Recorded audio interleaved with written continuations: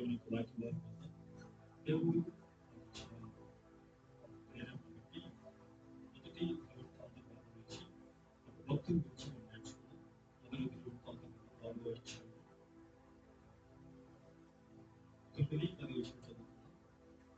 మొదటి దినవృత్తాంతం 4వ అధ్యాయం 9-10 చదువుకున్నాం.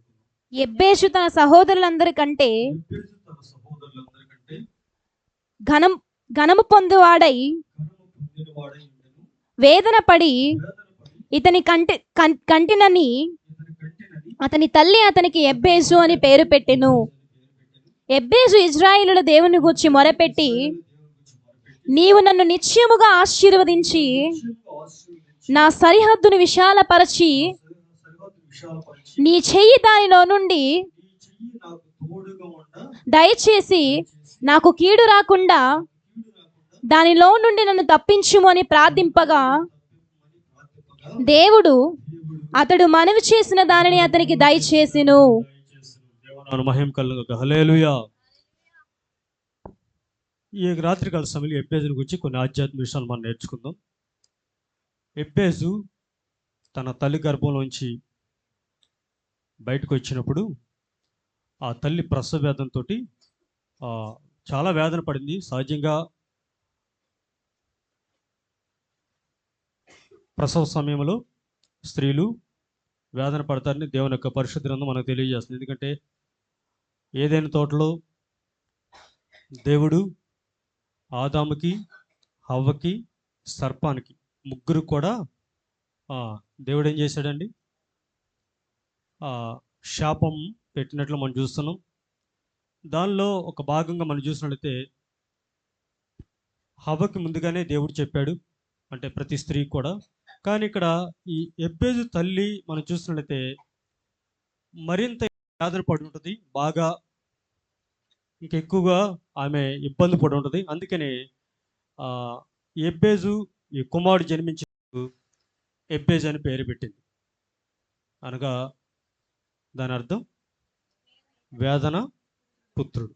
అంటే నేను చాలా వేదన పడ్డాను కుమారుడా నిన్ను ప్రసవించినప్పుడు అని వేదన పుత్రుడని పేరు పెట్టడం జరిగింది. నిజంగానే కొన్ని సమయాల్లో కొంతమంది మరి తల్లి కావచ్చు, తండ్రి కావచ్చు, వారి పరిస్థితులను బట్టి లేకపోతే ఇంకా వేరే వేరే కారణాలు బట్టి ఏం చేస్తామంటే పేర్లు పెడతాం చూస్తూ ఉంటాం.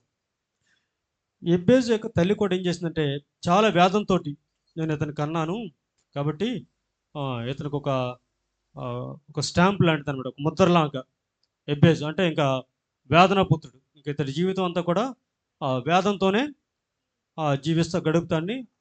ఆమె పడిన బాధకి ఆ కుమారుడికి ఆ పేరు పెట్టడం జరిగింది.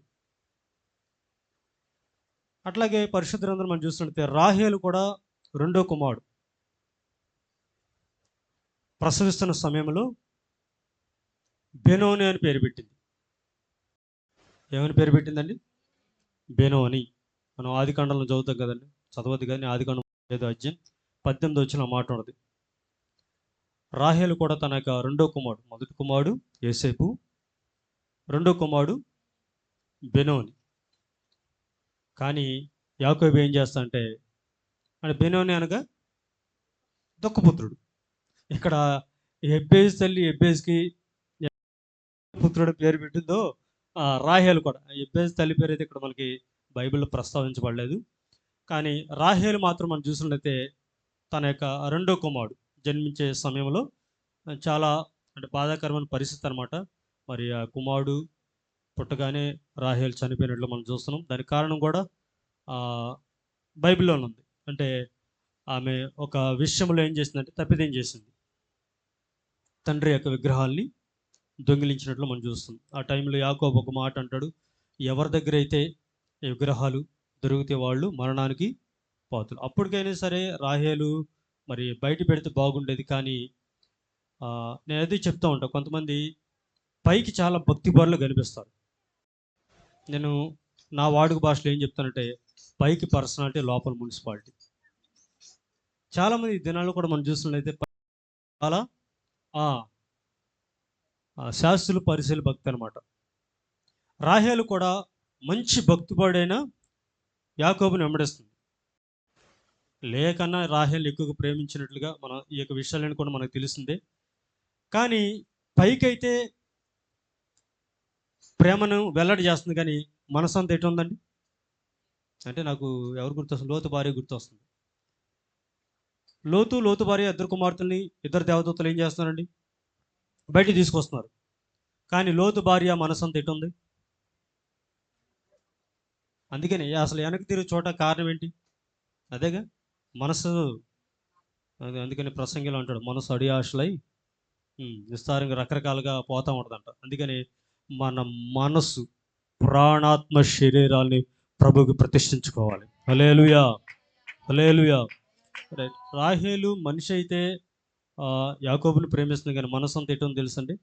తండ్రి యొక్క విగ్రహాల వైపే ఉంది. అందుకని వచ్చేటప్పుడు ఆ విగ్రహాలు దొంగిలించటం, తర్వాత ఇదంతా కూడా తెలిసింది. రైట్. నేను చెప్పేది ఏంటంటే ఇక్కడ ఆ, ఏ విధంగా అయితే ఎబ్బేజ్ అని పేరు పెట్టిందో, రాహేల్ కూడా బెనోని అని, అంటే నాకు చాలా వేదన కలిగించాడు, దుఃఖం కలిగిస్తున్నాడు వీడని దుఃఖపుత్రుని పేరు పెట్టి. కానీ యాకోబు వెంటనే, వీడు దుఃఖపుత్రుడు కాదు, వీడు నా రైట్ హ్యాండ్, నా కుడి చేతి పుత్రుడు అని ఏం చేసి తెలుసండి?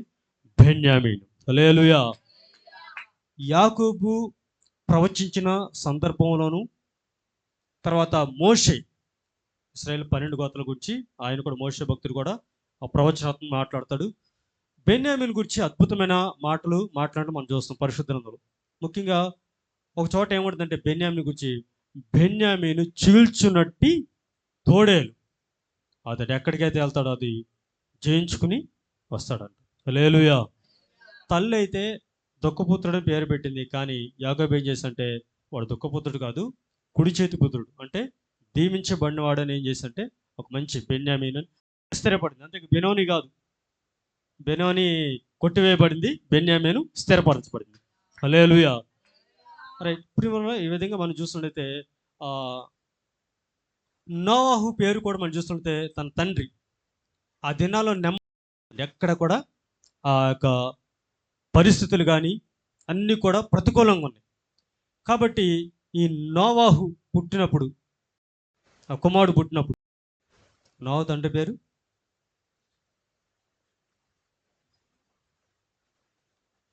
చూడండి ఒకసారి, చూడండి ఆదికాండం 5:29 చదవండి ఒకసారి. ఆదికాండము 5వ అధ్యాయం 29 వచ్చింది. లెమెకు. రైట్. లెమెకు, నోవాహు తండ్రి పేరు లెమెకు. ఈ కుమారుడు పుట్టినప్పుడు ఒకసారి ఆ యొక్క వాక్యం చదవండి ఒకసారి, మనకు అర్థమవుతుంది. లెమెకు 182 బ్రతికి, ఆదికాండం 5వ అధ్యాయం 29 వచ్చింది. లెమెకు 129 ఏండ్లు బ్రతికి బ్రతికి ఒక కుమారుని కని కుమారుని కని భూమిని యెహోవా శపించినందువలన కలిగిన మన చేతుల కష్టము విషయములోను, మన పని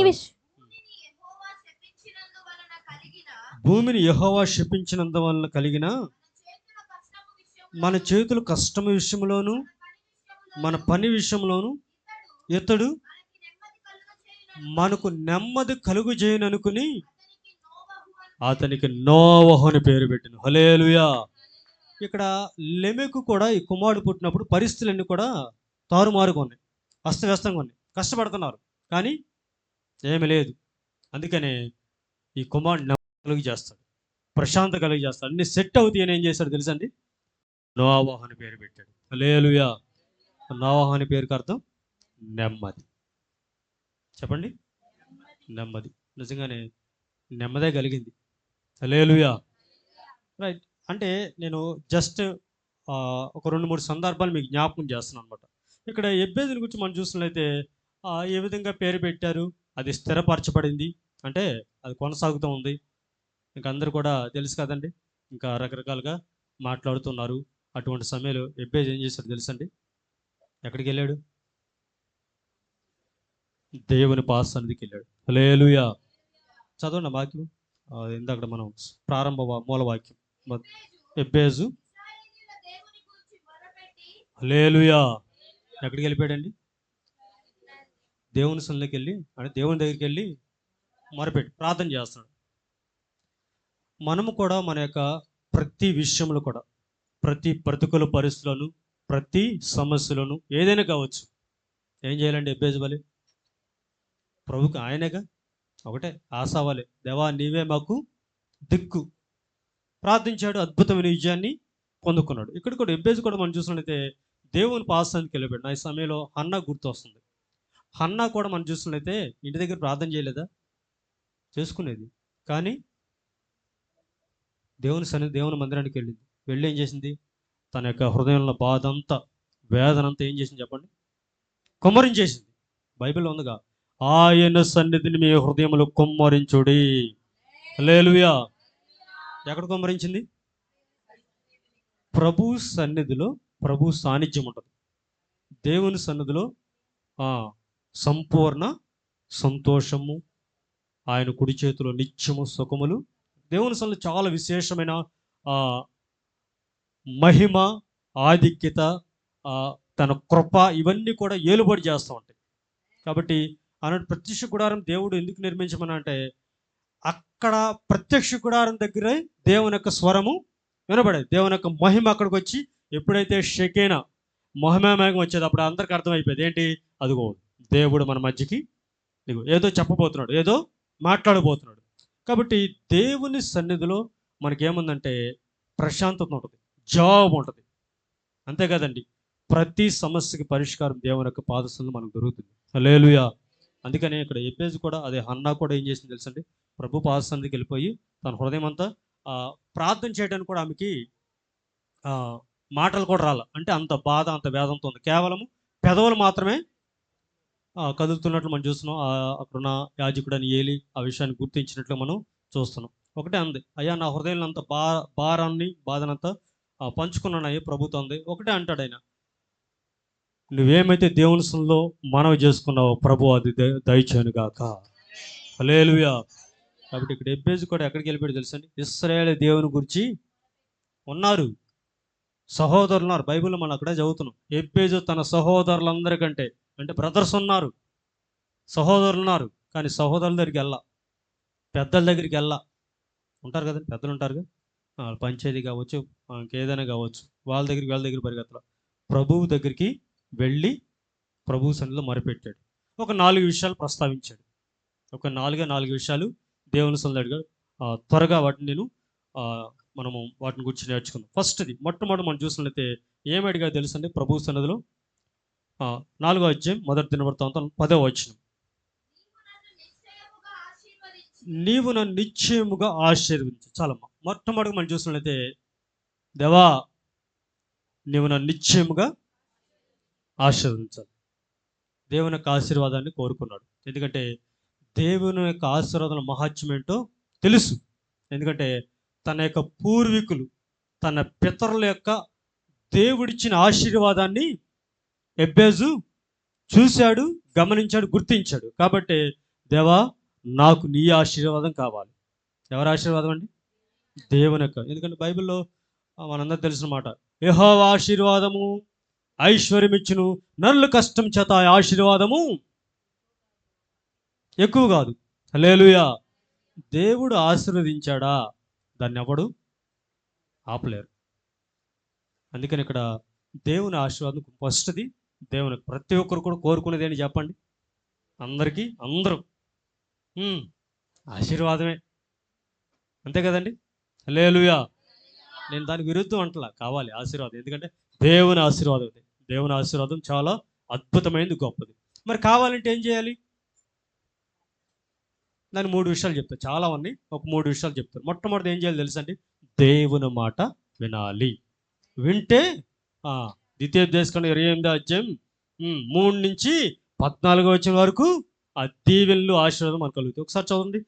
మొదటిగా మనం దేవుని యొక్క ఆశీర్వాదం పొందుకోవాలంటే ద్వితీయోపదేశకాండం 28వ అధ్యాయం 2వ వచనం ఏం తెలియజేస్తుంది? చదవండి. నీవు నీ దేవుడైన యెహోవా మాట వినిన ఎడల,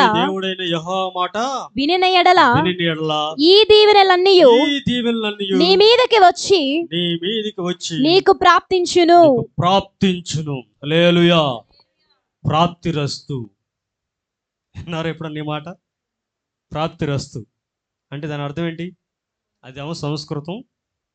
ప్రాప్తిరస్తు అంటే కలుగునుగాక, పొందుకుందువు గాక. రైట్. ఎప్పుడు పొందుకుంటాం ఈ దీవెనలు అంటే 3వ వచనం కాడి నుంచి 14వ వచనం వరకు దీవెనలే. అది ఆశీర్వాదం ఎన్నడని అది. హల్లెలూయా. ఎప్పుడు దీవెనలు ఆశీర్వాదం దానిలో మనం పిండి పిసుదొట్టే ఇవన్నీ చూస్తాం. నువ్వు గర్భఫలం, భూఫలం, రైట్, సస్యఫలం అన్నీ కూడా. దాంట్లో ఇంకా మనం ఏం చూస్తామంటే నువ్వు పైవాడుకుంటా కానీ, నువ్వు అప్పించేవాడుకుంటా కానీ, తెలుసుగా ఇవన్నీ. ప్రార్థన చేస్తాం చాలాసార్లు, ఇక మాట్లాడను, రైట్, మంచిదే. ఎప్పుడు ఇవన్నీ మనకు కలుగుతాయి? ఆ 14 వచనాల్లో ఉన్న ఆ దీవెనల ఆశీర్వాదాన్ని కూడా మనం పొందుకోవాలంటే ఏముందండి 2వ వచనంలో? నేను అదే చెప్తా ఉంటా. ఫస్ట్ దేవుని యొక్క ఆశీర్వాద దీవెనలు ఎట్లుంటో తెలుసా? కండిషన్స్ ఉంటాయి ఫస్ట్. పెద్దవి ఉంటాయి మళ్ళీ. ఇంకా నేను మొదటి వచనం చదివించలా, ఇంకా మొదటి వచనం కూడా చదవండి సార్, అది కూడా చదవండి. నీవు నీ దేవుడైన యెహోవా మాట శ్రద్ధగా విని. చూసండి, నువ్వు దేవుడైన యెహోవా మాట శ్రద్ధగా విని. చదువమ్మా. నేను నీకు ఆజ్ఞాపించుచున్న ఆయన ఆజ్ఞలన్నిటినీ అనుసరించి నడుచుకుని ఎడల నీ దేవుడైన యెహోవా భూమి మీదున్న సమస్త జనముల కంటే నిన్ను హెచ్చించును. హల్లెలూయా. అక్కడ ముందు కండిషన్స్ ఉన్నాయా లేకపోతే బ్లెస్సింగ్స్ ఉన్నాయా అంటే తెలుసు కదండి. ఏంటి ముందు? షరతులు. ముందు అంటే నువ్వు దీవించబడాలంటే, ఇది పొందుకోవాలంటే ఇది చేయాలి, చేస్తేనే దీవెన. ఇది బైబిల్ ప్రాసెస్. కానీ మన అడ్వర్టైజ్మెంట్స్ ఎట్లుంటాయి తెలుసు, ఇంకా నేను చెప్పవసరంలా. 1+1 2 బంపరు, ఇంకా రకరకాలుగా. కానీ కింద ఉంటుంది కండిషన్స్ అప్లై, T&C అప్లై, ఇంకా రకరకాలుగా. ఆ కింద ఎక్కడో అసలు కంటికి కూడా కనిపించదు. ఇది భౌతిక సంబంధమైన ప్రకటన. కానీ దేవుని ప్రకటన కండిషన్స్ ఏమో పెద్దగా ఉంటాయి. అంటే ముందు తర్వాత అన్ని ఇంతే కదండి. ఇక్కడ మనం చదువుకున్న ఆజ్ఞలు అనుసరించాలి, కట్టడలు, తర్వాత ఆయన మాట వింటే అప్పుడు ఈ దీవెనలన్నీ రైట్. అంటే మొట్టమొదటిగా మనం ఆశ్రయించబడాలంటే, దేవుని ఆశ్రయం పొందుకోవాలంటే దేవుని మాట వినాలి. వింటే అబ్రహాము, ఇస్సాకు, యాకోబు, ఇంకా మొత్తం ఉన్నారుగా మన యొక్క పితరులు, వారందరూ ఏ విధంగా అయితే దేవుని యొక్క ఆశను పొందుకున్నారో మనం కూడా అటువంటి ఆశను పొందుకుందాం. హల్లెలూయా, హల్లెలూయా. రైట్. కాబట్టి ఫస్ట్ది ఏంటంటే దేవుని ఆశను పొందుకోవాలంటే దేవుని మాట శ్రద్ధగా వినాలి. మళ్ళీ వింటారు కొంతమంది వింటారు, ఒక చెవితిని మరొక చెవితో విడిచిపెట్టేస్తారన్నమాట. ఇక్కడ బాగానే ఉంటుంది, కాసేపు ఉన్న తర్వాత చెప్పమంటే ఏమో. రైట్. కాబట్టి శ్రద్ధగా ఆ దేవుని యొక్క మాట వినాలి, ఆ మాట ప్రకారం జీవిస్తే దేవుని ఆశీర్వాదం పొందుతాం. రెండోది మనం చూస్తాం 115 కీర్తన 13 వచ్చాడు. 115 13 115 కీర్తన 13 వచ్చాడు. పిన్నలనేమి పెద్దలనేమి తన యందు భయభక్తులు గల వారిని యెహోవా ఆశీర్వదించును. హల్లెలూయా. రైట్. పిల్లలు లేరు, పెద్దలు లేరు, అందరూ కూడా ఏం కలిగి ఉండాలి? రైట్. అది యెహోవా యందు భయం. పిల్లలే కావచ్చు, పెద్దలే కావచ్చు, మొత్తం అందరూ కూడా ఎవరైతే దేవుని భయభక్తులు కలిగి ఉంటారో దేవుడు వారిని ఆశీర్వదిస్తూ ఉంటారు. హల్లెలూయా. రైట్. మొదటిగా దేవుని యొక్క మాటను మనం శ్రద్ధగా వినాలని. రెండోదిగా దేవుని యందు భయం ఉండాలి, భక్తి ఉండాలి. చాలాసార్లు చెప్పా, ఒక పక్షికి 2 రెక్కలు ఎంత అవసరం. చూడండి, ఒక రెక్కతో పక్షి ఎగరగలదా? ఎగిరిద్ది. ఎంతవరకు ఎగిరిద్ది? పై వారికి ఎగరలేదు, కింద వారికి ఎగురుతూ ఉంటుంది, పడిపోతూ ఉంటుంది. అదే 2 రెక్కలు ఉంటే ఎవడు దాన్ని పట్టుకోలేడు. కాబట్టి భయము, భక్తి. హల్లెలూయా. అర్థమవుతుంది కదండి. దేవుని భయం కలిగి ఉండాలి. దేవుడు అంటే భక్తి కలిగి. భక్తి అంటే ఏంటి? ఇంకా నేను దాని లోతుల్లోకి వెళ్తలేదు, కానీ సహజంగా ఒక నానుడు ఉంది కదండి, భగవంతునికి భక్తునికి. అది కాదు. హల్లెలూయా. అది చెప్పమండి, బాగా చెప్తారు ఇట్టాటి. హల్లెలూయా. ఏంటి చెప్పండి. మా శ్రావణి అపోలోలో జాయిన్ అయ్యి, దేవుని స్తోత్రం. యాకోబు రాసిన పత్రిక 1:27 ఉంటుంది. భక్తి అనగా చక్కని డెఫినేషన్, మంచి నిర్వచనం ఉంటుంది. యాకోబు రాసిన పత్రిక మొదటి అధ్యాయం 27వ వచనంలో భక్తి అంటే ఏంటి రెండు విషయాలు మాట్లాడతాడు యాకోబు భక్తుడు.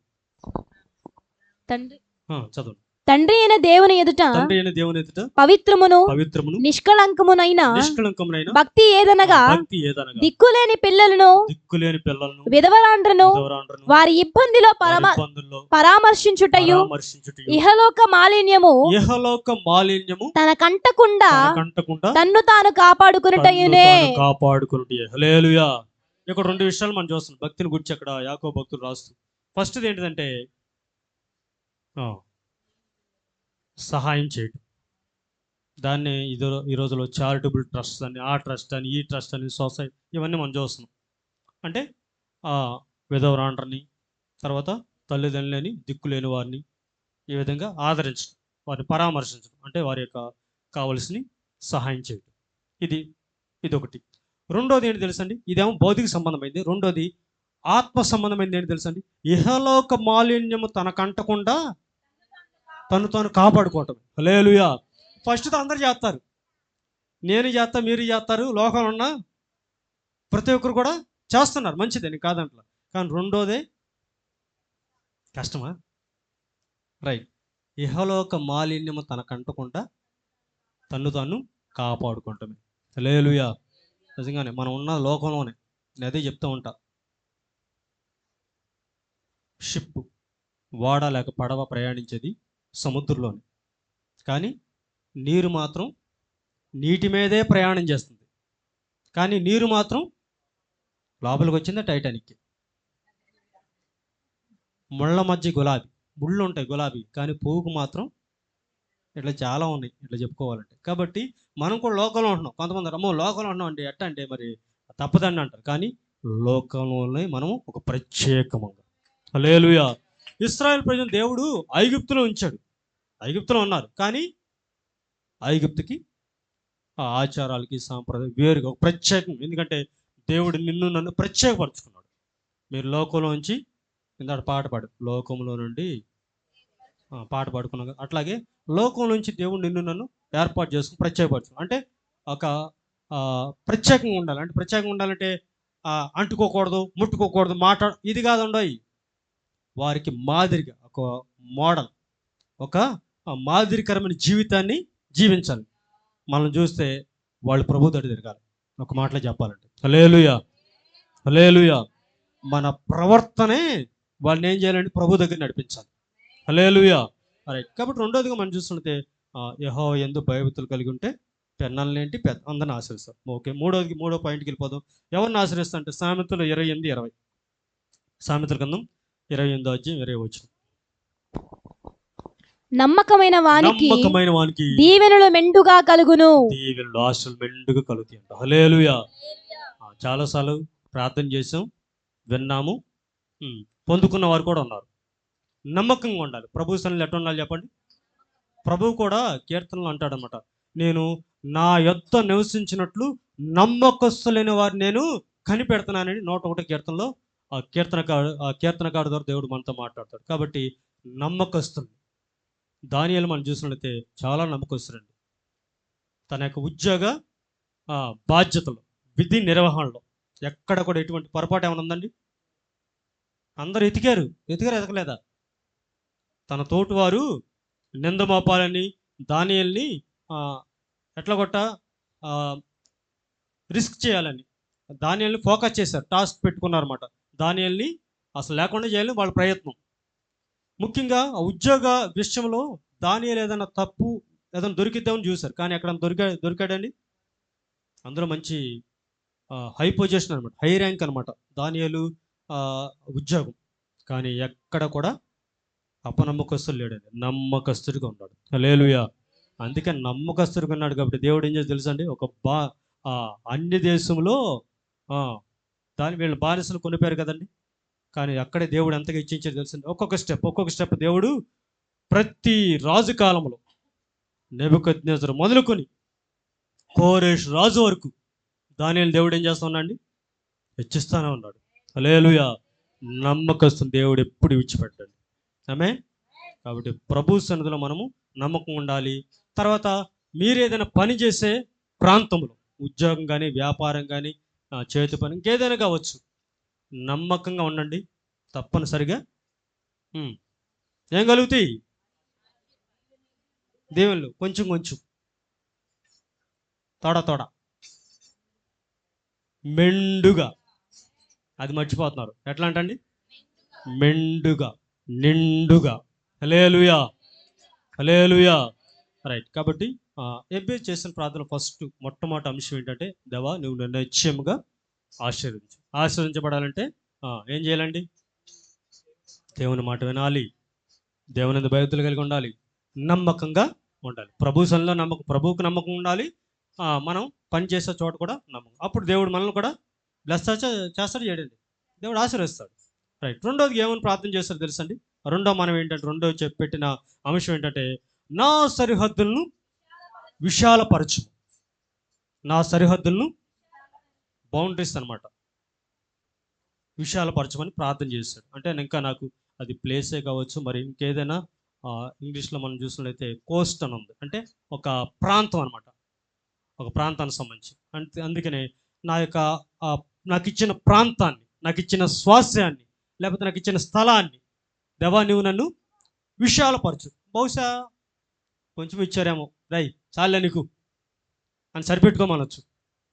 కానీ ఇక్కడ ప్రభు సన్నిధిలో దేవా నా సరిహద్దులు నువ్వు విశాలపరచండి. చెప్పండి. దావీదు అదే ప్రార్థన 4 కీర్తన మొదటి చరణంలో, నేను ఎరుకునందు మొరపెట్టుగా యెహోవా నన్ను విశాలతకు నడిపించాడు. హల్లెలూయా. నేను మా సంఘస్థులు కొంతమంది జీవితాల్లో సాక్ష్యం చెప్తాను అన్నమాట. 4 ఫ్యామిలీలు, 4 గదులు, ఒకే ఇల్లు, 4 గదులు, 3 గదులు, ఒక వరండాలో ఉన్నారండి. 4 కుటుంబాలు, 4 కుటుంబాలు, ఒకే ఇల్లు. ఒక గదిలో ఒక ఫ్యామిలీ, ఒక కుటుంబం, ఇంకో గదిలో ఇంకో ఫ్యామిలీ, మళ్ళీ ఇద్దరు పిల్లలు వాళ్ళకి, ఇంకో గదిలో ఒక కుటుంబం, ఒక కుటుంబంలో ఒక గదిలో నలుగురు, ఇంకో గదిలో నలుగురు, ఈ గదిలో నలుగురు, బయట వరండాలు పెద్దోళ్ళు అంటే తల్లిదండ్రులు వరండాలు. దేవుడు ఇప్పుడు వాళ్ళు ఏం చేశారు తెలుసండి? ఒక్కొక్కడికి ఒక్కో ఇల్లు ఇచ్చాడు. హల్లెలూయా. అదే నేను చెప్తా ఉంటా, దేవుడు సన్నిధిలో మనము మొరపెడితే ఇరుకులను దేవుడు ఏం చేస్తాండి? దావీదు పరిస్థితి కూడా మనం చూసినట్లయితే ఇరుకులు అంటే తన కనుము, గొర్రెల కాపరి. కానీ దేవుడు ఎక్కడ తీసుకెళ్ళాడు? ఇజ్రాయెల్ దేశానికి రాజుగా. హల్లెలూయా. ముందు అభిషేకానికి యోగ్యుడిగా ఉన్నాడు. ఆమేన్. హల్లెలూయా. అభిషేకం ఉంది కాబట్టి అన్నీ వచ్చేసినాయి. హల్లెలూయా. నేను అదే చెప్తా ఉంటా, దైవ సేవలుగా ఎవరైనా కానీ మనలో అభిషేకం ఉంటే దేవుడు ఏం చేస్తాడు? ఎక్కడైనా సరే మనల్ని వాడుకుంటాడు, ఎక్కడైనా మనల్ని నిలబెడతాడు. హల్లెలూయా. రైట్. కాబట్టి నా సరిహద్దులు విశాలపరచమంటే విశాలపరిచినట్లు మనం చూస్తున్నాం. దేవుడు మన సరిహద్దుల్ని నిజంగా మీ యొక్క మందిరం అనుకున్న కొరతను కూడా ఈ యొక్క వాక్య ప్రకారం మీ సరిహద్దులు, సంఘ సరిహద్దులు కూడా దేవుడు విశాలపరచును గాక. ఆమేన్. ఇంకోటి ఏంటంటే, విశాలపరచడం కాదు, నెమ్మది కూడా ఉండాలి. కొంతమందికి బాగా ఉంటాయి కానీ అన్ని గొడవలే, అన్ని తగాదాలు. చూడండి, ఎక్కువగా చిన్న చిన్న ఈ సరిహద్దుల దగ్గర వచ్చేది బాగా గొడవ, ఎంతో ఉండదు. మళ్ళీ అది జాను, ఇంకా మరి అంగుళం కాదులేండి, కొంచెం గజం కూడా మళ్ళీ ఎక్కువ అనుకుంటా. అడుగు, ఫుడ్, అడుగు, ఈ ఇక్కడ చిన్న చిన్న విషయాల్లోనే మనకు తెలుసు కదండి. ఇప్పుడు కూడా కొన్ని సెటిల్మెంట్ కానీ కూడా ఉన్నాయి, ఇప్పుడు కూడా కొన్ని కోర్టులు అట్టాగే ఉన్నాయి. అందుకనే మన దేవుడు ఏమంటున్నాడు తెలుసండి? నీ సరిహద్దులలో సమాధానము కలుగజేయవాడు ఆయనే. ఆమేన్. 147 కీర్తన 14 చరణం మనం చూస్తుంది ఈ సరిహద్దుల్లో. కాబట్టి సరిహద్దులు విశాలపరచడమే కాదు, మన సరిహద్దులు ఏముండాలి చెప్పండి? సమాధానం, నెమ్మది ఉండాలి. నెమ్మది లేకపోయింది అనుకోండి, ఎంత ఉన్నా కొంతమంది బాగా ఉంటుంది, కానీ ఎప్పుడు రోజు కూడా ఇంకా డిషన్. అందుకనే బైబిల్లో మనం చూసినట్లయితే మన సరిహద్దులు దేవుడు విషయాలు, అదే ఎబ్బేజు ప్రార్థన, దేవా నా సరిహద్దు విషయాలు అట్లా చేశాడు. నేను అనుకుంటున్నా నెమ్మది కూడా ఇచ్చాడు, ఎందుకంటే బైబిల్ వాక్యం ఉంది కదండి, నీ సరిహద్దుల సమాధానము నెమ్మది కలుగుజాయని. రైట్. మూడో పాయింట్ ఏంటంటే, మూడోది చేసిన, నీ హస్తము నాకు తోడుగా ఉండ దయచేసి. ఎవరి హస్తం కోరుకున్నా అండి? దేవుని హస్తం. మరి మానవుల హస్తం తొక్కి పెట్టేస్తాయి, అణిచేస్తాయి, లెక్కకుండా. అందుకని దేవా మానవుని హస్తం నాకు వద్దు, నీ బాహువే నాకు అవసరం. హల్లెలూయా. నీ హస్తం, అదే కదండి ప్రార్థన చేసింది. ఏమని చేశా అండి? నీ చెయ్యి నాకు తోడుగుండా దయచేయమని ప్రార్థన. నిజంగా దేవుని హస్తం ఏం చేద్దాం తెలుసండి? యెహోవా దక్షిణాస్తము సాహస కార్యములు. అంటే చూడండి, ఐగుప్తు నుంచి దేవుడు ఎట్లా విడిపించాడు తెలుసండి? ఆయన తన బాహుబలము చేత వారిని వెలుపలికి నడిపించని మనం చదువుతాం. అంతేకాదు ఒక సమయంలో ఇశ్రాయేలు ప్రజలు అరణ్యంలో మాకు మాంసం కావాలంటే మోషే అయితే ప్రభా నన్ను చంపేయమని ప్రార్థన చేస్తాడు. ఎందుకని? ఎంతమంది ప్రజలకి ఎక్కడ తీసుకొచ్చి పెట్టను, అందుకనే వద్దు ప్రభా నన్ను అంటే అప్పుడు దేవుడు ఏమంటాడు తెలుసండి? యెహోవా బాహుబలము తక్కువాయనా. చదవండి అన్నమాట ఒకసారి. సంఖ్యాకాండము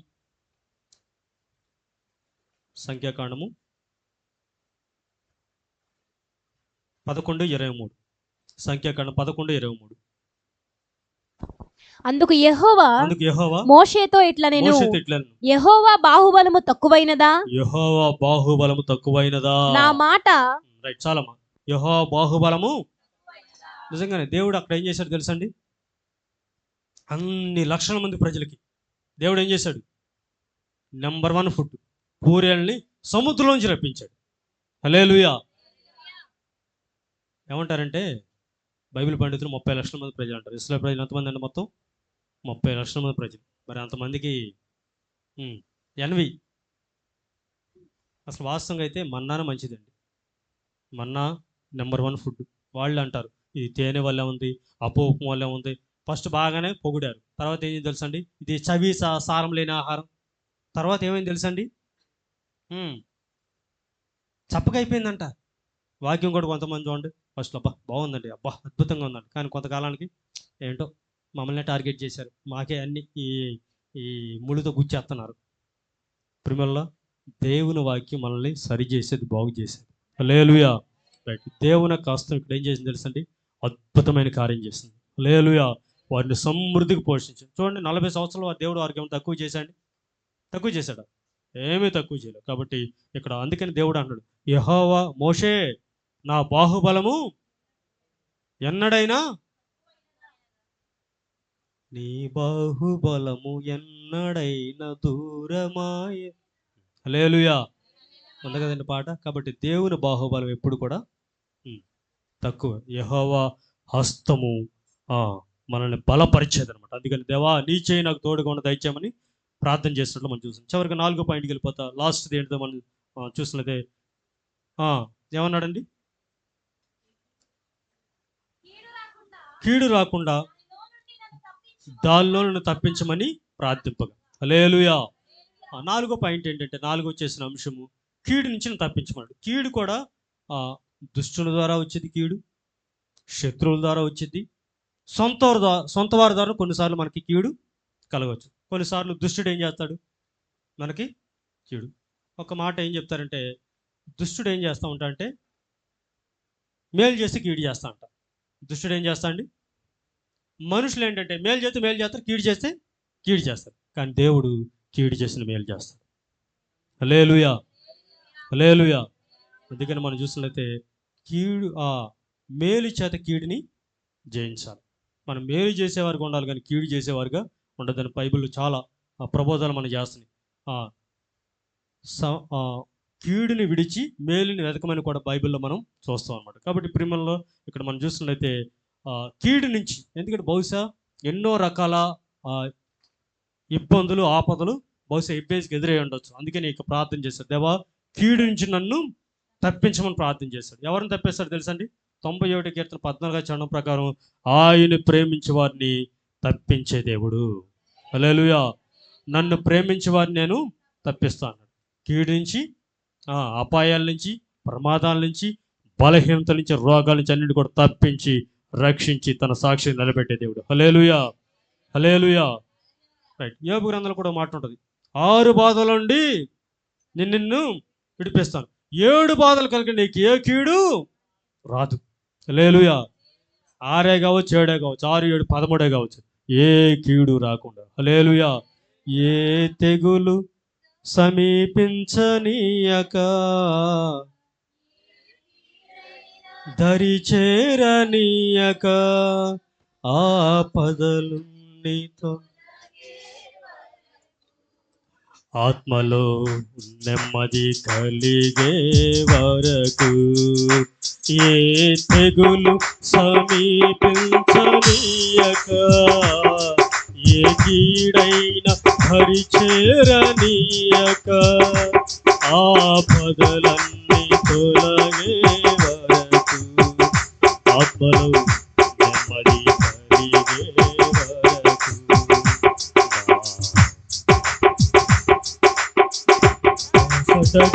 నిలచి ఆదుకున్నావు. మహిమలు నీకే చెల్లించెదను జీవితాంతము. ఘనమైనవి నీ కార్యములు నా ఎడల, స్థిరమైనవి నీ ఆలోచనలు నా యేసయ్యా. హల్లెలూయా, హల్లెలూయా. ఏ తెగులు ఏ కీడు రాకుండా యాకోబు భక్తుడు యోసేపు కుమారుల్ని దీవించే సమయంలో, యోసేపును కూడా దీవించే సమయంలో ఒక మాట అంటాడు. ఆ మాట చదువుకుని మనం ముగించుకుందాం. ఆదికాండం 48:15-16. ఆదికాండము 48వ అధ్యాయం 15-16 వచనాలు. అతడు యోసేపును దీవించి నా పితరులైన అబ్రహాము ఇస్సాకులు నా పితరులైన అబ్రహాము ఇస్సాకులు ఎవని ఎదుట నడుచుచుండిరో ఆ దేవుడు నేను పుట్టినది మొదలుకొని నేటి వరకును ఎవడు నన్ను పోషించెనో ఆ దేవుడు అనగా సమస్తమైన కీడుల నుండి నన్ను తప్పించిన దూత ఈ పిల్లలను ఆశీర్వదించును గాక. హల్లెలూయా.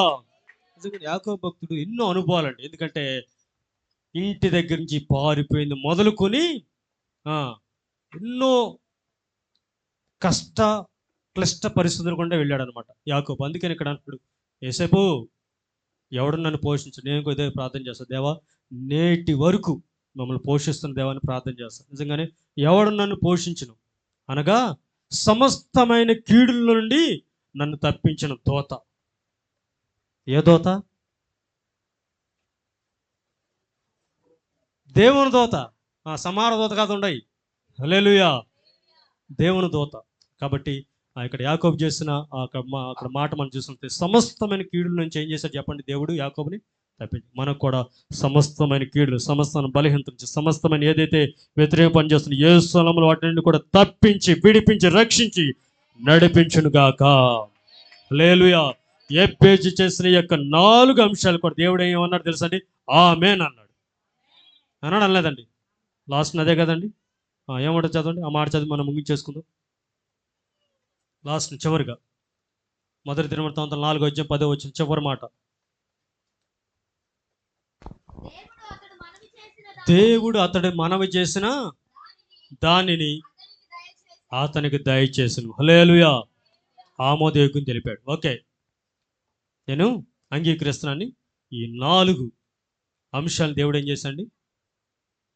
ఆమేన్ అన్నాడు. దేవుడు ఇచ్చాడు, ఆ ప్రార్థన ఆలకించాడు. కాబట్టి మనం కూడా ఎబ్బేజ్లాగా ప్రభుత్వంలో మనకేదైతే అవసరం ఉన్నాయో ఈ యొక్క 4 అంశాలు కూడా మనం కూడా ప్రార్థన చేద్దాం. దేవుడు తన యొక్క కృపచేత మనల్ని బలపరచును గాక. ఆమేన్. ప్రార్థన. ప్రేమస్వరూపి నిత్యాశ్వదర్గమైన యేసయ్య పరిశుద్ధ మనసుతో ఇంతవరకు ఈ ఉపవాస ప్రార్థన కొడుకులో మా ముందు ఎబ్బేజు భక్తులు వచ్చారు. ఎబ్బేజు జీవితం నుంచి దేవా అనేక ఆధ్యాత్మిక విషయాలు నేర్చుకుని కృపణించేదామని కొందరు చూస్తున్నాం. మొదటిగా దేవా నీవే నా నిత్యంగా ఆశీర్వదించమని ప్రార్థన చేస్తాను. నిజంగానే నీ ఆశీర్వాదం మాకు కావాలి ప్రభు, నీ దీవెన మాకు కావాలి ప్రభు. మేము పొందుకోవాలంటే నీ మాట శ్రద్ధగా విని దాని ప్రకారం జీవించాలి, నేను భయభక్తులతో కలిగి ఉండాలని దేవా నీ సన్నిధిలో నమ్మకస్తులుగా మేము పనిచేసే చోట నమ్మకంగా జీవించాలని మాతో మాట్లాడు. అదే రీతిగా నా సరిహద్దుల విషయాలు పరచమని ప్రార్థన చేస్తున్నాను. నిజంగా మా సంఘ సరిహద్దుల్ని, కుటుంబ సరిహద్దుల్ని ఏమైతే ఇరుకుగా, ఇబ్బందిగా, ఏదైతేనా దేవా ప్రతికూలంగా ఉన్నాయో అవన్నీ కూడా యేసు నామములో విశాలపరచబడు గాక. అదే రీతిగా నీ చేయి నాకు తోడుకుండా మనం దయచేసి ప్రార్థన చేస్తాం. నిజంగా ప్రభు నీ హస్తం మాకు తోడుగా, నీ హస్తము బలమైనది, నీ హస్తము విజయం కలిగజేసింది, నీ హస్తం ఘనమైన కార్యాలు జరిగించింది. నీ హస్తం మాకు తోడు ఉంచి నడిపించండి దేవా. సమస్తమైన కీడుల నుంచి తప్పించమని ప్రార్థించేదిగా ప్రతి కీడు పరలోక ప్రార్థనలు కూడా ప్రభా దేవా కీడు నుంచి మమ్మల్ని దృష్టి నుంచి తప్పించమని ప్రార్థనలు మేము నేర్చుకుంటాం. కాబట్టి సమస్తమైన కీడుల నుంచి, అపాయాల నుంచి, బలహీనత నుంచి, తెగుళ్ళ నుంచి యేసు నామములో విడుదల కలుగును గాక. నీవే మాకు సంరక్షకుడు, నీవే మాకు తోడుగా, నీడగా, కొండగా, కోటగా ఉండి నడిపించిన ఆ మహిమ తెచ్చుకోమని రాత్రి ఆసక్తి వచ్చిన బిడ్డల్ని ఈ పరిచయం ఆస్వాదించి అభివృద్ధి పరచుకోండి. విన్న వాక్యాలు పంచిన ఫలితాలను ఫలింపించాయి. యేసయ్య సర్వశక్తిగా నడుచున్న మా ప్రియ పరలోక తండ్రి. ఆమేన్. యేసు రక్తమే ఇచ్చి, సిలువ రక్తమే ఇచ్చి, యేసునామమునకు సంపూర్ణ విజయం కలుగును గాక. ఆమేన్. ఆశీర్వాదం. తండ్రి దేవుని ప్రేమ, కుమారుడు యేసుక్రీస్తు వారి కృప, పరిశుద్ధాత్మ దేవుని యొక్క అన్యోన్య సహవాసం ఇప్పుడు ఎల్లప్పుడూ ఆయన వచ్చే పర్యంతం మనకు సదాకాలం తోడైండి నడిపించును గాక. ఆమేన్. ఆమేన్.